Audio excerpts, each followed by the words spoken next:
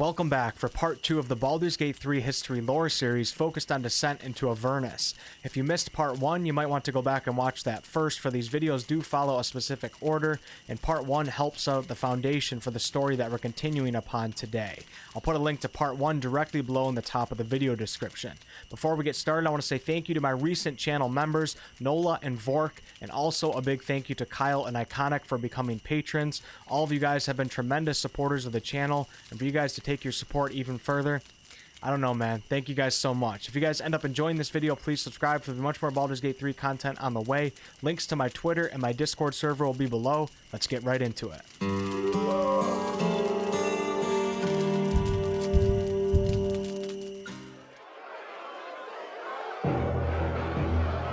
Refugees from Elturgard gather at the Basilisk Gate, hoping to gain entrance into Baldur's Gate. You and your party watch as the Flaming Fist, Baldur's Gate's city guard, attempts to control angry mobs, oftentimes using less than decent methods, furthering the chaos. The city of Elturel has been ripped from Faerun and transported to the top layer of the Nine Hells, Avernus, so those who have escaped are seeking help from Baldur's Gate. A captain of the Flaming Fist named Darman Zaj tells you and your party that you must help, for the Flaming Fist is too tied up with the refugees and cannot deal with other problems within the city. In times of emergency, the Flaming Fist is empowered to draft adventurers, and if they refuse, the adventurers can actually be legally executed. Captain Zaj goes on to tell you that followers of the Dead Three, Bane, Ball, and Merkel, are taking advantage of the current crisis in the city to commit murder sprees, and he wants you to help take care of that problem and is willing to pay. Captain Zaj says, "A few blocks from the Basilisk Gate is Elfsong Tavern. A spy named Tarina hangs out there, gathering rumors for the guild. She owes me a favor, so tell her that you work for me. Ask her what she knows about the Dead Three. And for the love of Baldurin, be nice.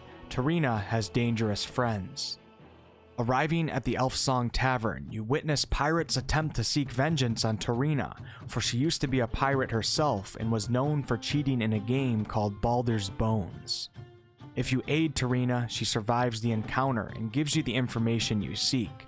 She shares with you that followers of the Dead Three have been spotted going to and from a public bathhouse northwest of Elfsong Tavern, and that there should be a secret door there that leads to a dungeon that they are operating out of.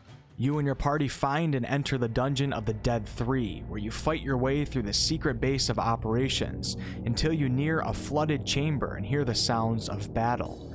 Within the chamber are floating corpses, and you see a man with a giant club standing there who goes by the name Mortlock Vanthampur. Instead of attacking you, he tries to forge an alliance. Although he was sent here to help the Dead Three cultists, his brothers have turned against him and hired some of the cultists to assassinate him. Mortlock reveals to you that his mother, Duke Vanthampur, is paying the Dead Three cultists to murder people in the city to prove that the Flaming Fist cannot do its job. If the city stops paying the Flaming Fist may leave the city, and no one can stand in the way of his mother. No longer seeing Mortlock as a threat, you and your party move on and find the treasure that is being used to finance the Dead Three. The treasure has been somehow stolen from the evil dragon goddess Tiamat, who is trapped in Avernus. Duke Vanthampur must be working with some higher powers to acquire treasure like this, and Zariel is likely this higher power. If Duke Vanthampur is working with Zariel and takes over the city, it's almost certain that Baldur's Gate will suffer a similar fate to that of their previous neighboring city, Elturel, a city chained to Avernus, hovering over the river Styx. Mortlock has revealed to you where his two other brothers are likely to be, so you and your party head to the docks to the Low Lantern, a tavern located inside an old merchant ship. There, one of Mortlock's brothers, Amric, is conducting some shady business, and when you approach him, he recognizes your attempts to deceive him and gain information, so battle ensues. Mortlock surrenders, not wanting to be killed, and you and your party take him as your captive. Also in the tavern, you meet a lawful good female human hellrider named Rhea Mantlemorn, who has been watching Mortlock and your party. You learn that she came to Baldur's Gate when her city was transported to Avernus, but is laying low for the Flaming Fist are arresting hellriders on sight. Rhea is investigating a rumor that Thavius Krieg, Elturel's higher overseer, is actually in Baldur's Gate and not with his city that was transported to Avernus. And although she does not know of his treachery, she wants answers as to why her city has suffered such a horrendous fate. Rhea joins your party for your goals overlap, for she's watching the Vanthampur family closely to see if she can decipher Thavius' whereabouts. It is clear now that the Vanthampur family is a tremendous danger to Baldur's Gate, so you and your party head to the upper city of Baldur's Gate where the family's villa is located. Having Amric as your prisoner allows you to gain entrance into the wealthy upper city, for Amric fears for his life and helps out your party for that reason alone. The Vanthampur villa is a stately stone edifice with a detached stable house. Having Amric with you has proved to make navigating this villa much easier. Eventually you find Thirstwell's bedroom, the third of the brothers, and Thirstwell himself is within. He attempts to defend himself with his invisible imp, but you and your party subdue him and begin interrogating. Thirstwell reveals some important information. He tells you that his mother, the Duke, is in the dungeon below the villa with Thavius Krieg, and they are both plotting to overthrow Baldur's Gate. He reveals that he and his brothers have stolen the shield of the Hidden Lord from a crypt underneath the city when the dead three cultists were stirring up chaos, and it's currently below in the Vanthampur dungeon. The shield of the Hidden Lord is a powerful artifact and serves as a prison for a powerful devil named Gargoth. This devil has vowed to help the Vanthampurs and Thavius is confident that he has devised a way to release Gargoth from the shield. You also learn that Thavius arrived with the Infernal Puzzle Box, which is the magic item that contains the infernal contract between Zariel and himself, and after successfully picking a lock to a chest in Thirstwell's room, you acquire this puzzle box. You and your party head to the dungeon underneath the villa and find the Duke, Thalamra Vanthampur, kneeling before an altar. She greets your party with hostility, and battle ensues. Thalamra possesses some magical powers bestowed upon her by Zariel, her infernal patron, but you and your party prevail and take her life just before hearing her last words, "I'll see you in hell." Within the dungeon are prisoners, one of which goes by the name Thalister Fisk. He urges your party to go to Candlekeep, the renowned library fortress, to meet with Silvira Savikas, a tiefling sage who has been monitoring the activity in Baldur's Gate and Elturel. She may be able to open the infernal puzzle box. Thalister had previously memorized a floor plan of the villa and aids your party in searching the rest of the dungeon. When you get to the Vanthampur vault, you use a key obtained from Thalamra's body and open the door to find Thavius Krieg, along with the shield of the Hidden Lord hanging on the wall behind. Thavius attempts to plead his innocence to your party, and Rhea in particular, for she serves Elturel, but his stories don't hold up. If your party kills Thavius, you may encounter him again in hell as a devil. In the back of the room, the trapped devil Gargoth telepathically reaches out to you, referring to himself as the Hidden Lord, claiming to be a celestial being who will help you and your party rescue Elturel if you take the shield with you to the Nine Hells. Not ready to make any drastic decisions, your party takes the shield and heads back to Captain Zaj. During your meeting with Zaj, Commander Portier arrives and thanks your party for your help and urges you to pursue on your quest. She even gives your party horses to expedite your journey to Candlekeep.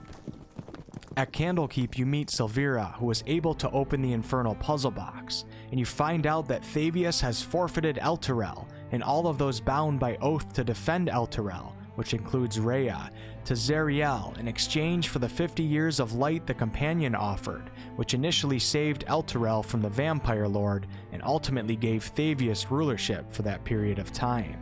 Well, that time is obviously up, for Thavius left Elturel just before the companion turned into a black orb and ripped Elturel from the material plane and into Avernus.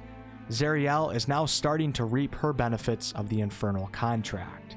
Silvira then tells the party to be cautious of the shield of the Hidden Lord. It is a symbol of good's triumph over evil, but with the powerful devil inside, it has the power to corrupt everything around it, and that it should be locked away from any corruptible souls. It's your party's decision with what to do with it. Your party must now head to Avernus, for you are now Elturel's primary hope for salvation. Learning of the infernal contract leads you to believe that the only way to possibly save Elturel and have it be returned from Avernus is by heading to Avernus yourself and finding a way. There's more on the line than just Elturel's fate, however, for Zariel has turned her eye to Baldur's Gate, for she wants as many corruptible souls in Avernus as she can get to fight the demons in the Blood War. Alder Ravengard, the Duke of Baldur's Gate, should be trapped in Elturel, so it might be a good idea to find him. Silvira then sends you off on some griffins to Traxigor's tower. Traxigor is able to cast the plane shift spell to get you and your party to Avernus. When you arrive, you find an otter, for Traxigor has polymorphed into an otter and prefers his new form. With Traxigor is a Hollyphant named Lulu, who will accompany you to Avernus. Hollyphants were gold-furred elephant-like creatures from the upper planes who acted as servants of the powers of good. Lulu used to serve Zariel before Zariel became an archdevil, and she accompanied Zariel and the Hell Riders 50 years prior when they attacked Avernus but were defeated. This was when Zariel was an angel. When Zariel knew she was going to be defeated, she entrusted Lulu and her most loyal general, Yal, to help find a way to hide her powerful celestial sword so it could not be taken by anyone from the Nine Hells. Yal plunged Zariel's holy blade into a stone in Avernus, and Lulu poured every ounce of her celestial being into it. A fortress sprung up around the sword, hedging out all evil. Lulu and Yal were then separated, and Lulu found herself wandering Avernus for months, until she came upon a merchant that ended up splashing her with water from the river Styx. This caused Lulu to lose most of her memories, as well as her spellcasting powers. Zariel, now an archdevil of Avernus after Asmodeus summoned her, found out about Lulu, but could not bring herself to harm her former friend, but nor could she abide Lulu's presence, so Zariel sent Lulu to Faerun with some mental faculties restored. When your party is ready to go, Traxigor has you all stand in a circle, taps a tuning fork on the floor, and casts his plane shift spell. Welcome to Avernus. And that will conclude part 2 for the Descent into Avernus lore series. I'm really excited to finish this story for you guys. It might be even 2 more videos because they're taking a lot longer than I thought, but I will get the part 3 out hopefully right after this weekend. I know on Tuesday we got the panel from Hell, so a lot of good information is going to be coming out then, but I do plan on finishing this series even if it's not in consecutive order with my video uploads. Thanks so much for watching, guys. If you guys enjoyed the video, please like, comment, and subscribe. I really appreciate it. It's a huge help to my videos. I do all sorts of content on this channel, ranging from comedy videos to live streams to game reviews to game tutorials and much more. I'd love to have some of you guys back on a future video. Until next time.